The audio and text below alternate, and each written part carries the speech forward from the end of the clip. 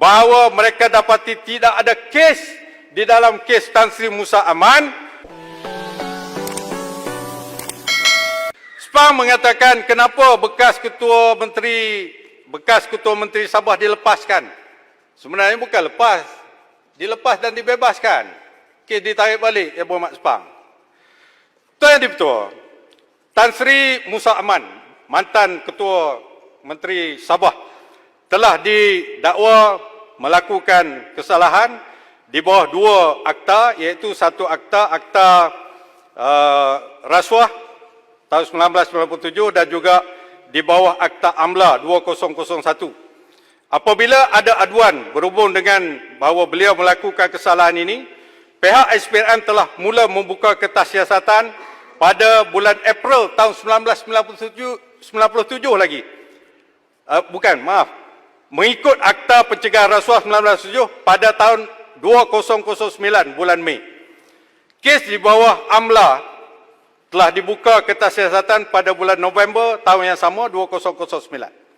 Oleh kerana kerajaan pada masa itu menganggap kes ini merupakan kes yang besar dan melibatkan keuangan yang besar dan juga melibatkan institusi perbankan di luar negara, maka kerajaan pada masa itu telah menumbuhkan suatu joint operation untuk siasatan yang dijalankan bersama oleh SPRM Malaysia dan juga satu badan yang dinamakan Independent Commission Against Corruption, ICAC, iaitu sama dengan SPRM Hong Kong.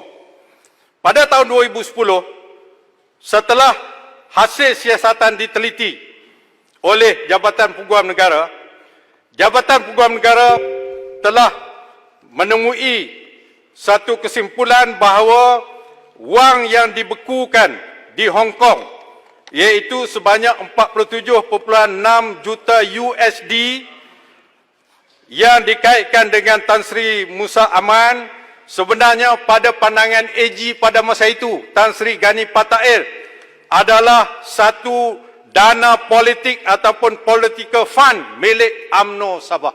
Itu dapatan daripada Peguam Negara pada masa itu, bukan kerajaan. Oleh sebab itu, pada tahun 2010 itu juga, Peguam Negara telah berhubung dengan ICAC di Hong Kong, iaitu SPRM Hong Kong, bertanyakan apakah dapatan ataupun finding daripada ICAC terhadap siasatan duit yang disimpan di beberapa bank Hong Kong. Pada 14 hari bulan 10 tahun 2011, ini tarikhnya, ICAC Hong Kong mengesahkan dengan SPRM Malaysia bahawa mereka dapati tidak ada kes di dalam kes Tan Sri Musa Aman. ICAC memutuskan untuk melepaskan pembukuan akaun Tan Sri Musa Aman di Hong Kong. Pada 12 bulan 7 tahun 2012, Tan Sri Gani Patair selaku Peguam Negara telah berbincang dengan Peguam Cara Negara pada masa itu yang bernama Datuk Tun Majid dan bersetuju untuk mengklasifikasikan kes ini sebagai kes NFA, No Further Action. Tidak ada apa-apa tindakan yang diambil. Habis pada tahun 2012.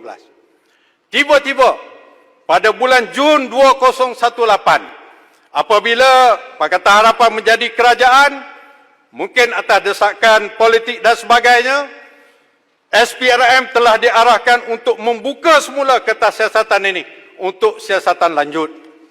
Akhirnya, atas arahan juga, pada 5 November tahun 2018, Tan Sri Musa Aman telah dituduh di Mahkamah Session Kuala Lumpur dengan 35 tuduhan rasuah melibatkan wang berjumlah 63.3 juta USD dan ianya disimpan di 8 bank dan institusi keuangan di Hong Kong, China dan Singapura. Itu bulan November 2018. Pada bulan Mac 2019, sebanyak 16 lagi tuduhan tambahan di bawah Akta AMLA telah dikenakan kepada tertuduh ini, menjadikan semuanya 51 kes, 16 di bawah rasuah, 35 di bawah AMLA menjadi 51 kes, tetapi pada 8 Oktober tahun 2019, pihak pendakwa raya di bawah Tan Sri Tommy Thomas telah mengarahkan supaya 5 daripada 35 kes rasuah ditarik balik. Ini zaman pemerintahan PH. Charge 35 kes, akhirnya pada bulan Oktober ditarik balik sebanyak 5 tuduhan, meninggalkan 46, iaitu 30 campur 16. Pada 13 Februari tahun 2020, pihak pembelaan telah memasukkan permohonan untuk membatalkan semua tuduhan, to set aside and quash the charges, dengan izin atas alasan kes ini tidak ada asas ataupun groundless. Ini ada dalam undang-undang. Pada 13 Mei 2020, satu rap lagi dimasukkan oleh Tan Sri Musa Aman kepada AGC supaya ianya kes terhadapnya ditarik balik. Di sinilah bermula pada 5 hari bulan Jun tahun 2020, Tan Sri Gani Patair, mantan AG pada masa itu, pada antara tahun 2002 sehingga 2012, telah memasukkan satu affidavit di dalam mahkamah sebagai menyokong permohonan representasi daripada Tan Sri Musa Aman berdasarkan kepada alasan yang dinyatakan oleh Musa Aman adalah benar dan ianya mempunyai asas. Maka Tan Sri Gani Patair telah membuat satu affidavit yang secara conclusionnya menyatakan bahawa siasatan dalam kes ini menunjukkan tidak ada salah laku rasuah oleh tertuduh dan ianya adalah selaras juga dengan keputusan yang dibuat oleh ICAC. Dan selepas daripada itu, peguam negara yang ada sekarang ini bukan saja peguam negara yang ada pada masa itu, Tan Sri Gani Patair menyatakan dalam affidavitnya, beliau bukan membuat keputusan secara berseorangan. Sebaliknya, beliau telah membuat perbincangan dengan beberapa pegawai-pegawai tinggi yang berkenaan, antaranya Datuk Seri Tun Majid Tun Hamzah, Ketua Bahagian Pendakwaan Jabatan Peguam Negara, Tan Sri Abu Kasim Muhammad, mantan Ketua Pusuruhjaya SPRM, Datuk Seri Mustafa Ali, mantan Ketua Siasatan SPRM, kesemua mereka telah membuat kesimpulan tidak ada salah laku rasuah dan penggubalan wang haram oleh Tan Sri Musa Aman. Oleh sebab itulah beliau memasukkan affidavit ini untuk menyatakan atau menegakkan suatu keadilan yang sepatutnya ditegakkan oleh seorang yang profesional di dalam perundangan. Maka atas dasar itulah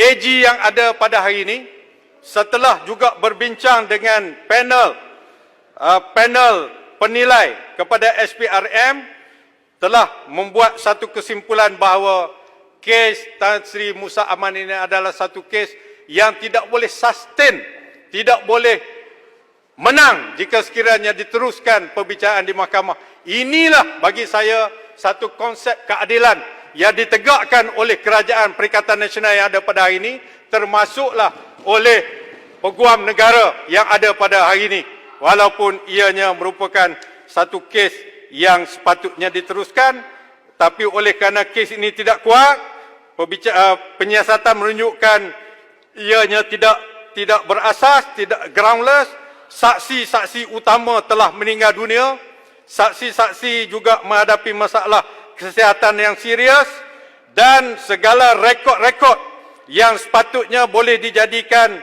dokumen rujukan di Hong Kong sudah tidak ada kerana perundangan Hong Kong selepas 3 tahun segala perkara-perkara dokumen yang ada perlu dihapuskan. Semua jawapan yang lain saya akan buat secara bertulis. Terima kasih Tuan Yang Dipertuan.